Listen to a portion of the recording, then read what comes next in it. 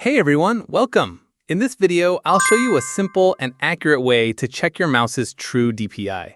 First, we need to prepare a setting in Windows for an accurate measurement.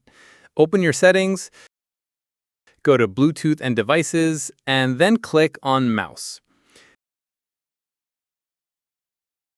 Now, find the option for Enhanced Pointer Precision, and make sure you turn this off. This is a crucial step to prevent Windows from altering your mouse input.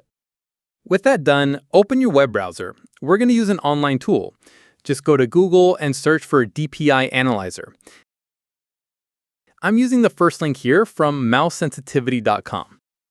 Once the page loads, scroll down to the Analyzer tool. First, let's set the units to inches to keep things simple. Next, in the target distance box, enter 1. This tells the tool that we plan to physically move our mouse a distance of exactly 1 inch.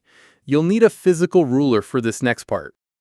Okay, now click and hold your mouse button on the red target on the left.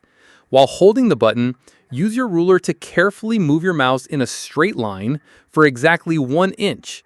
Once you've moved it 1 inch, let go of the button. The tool will then calculate your actual DPI. As you can see, my mouse DPI is about 795.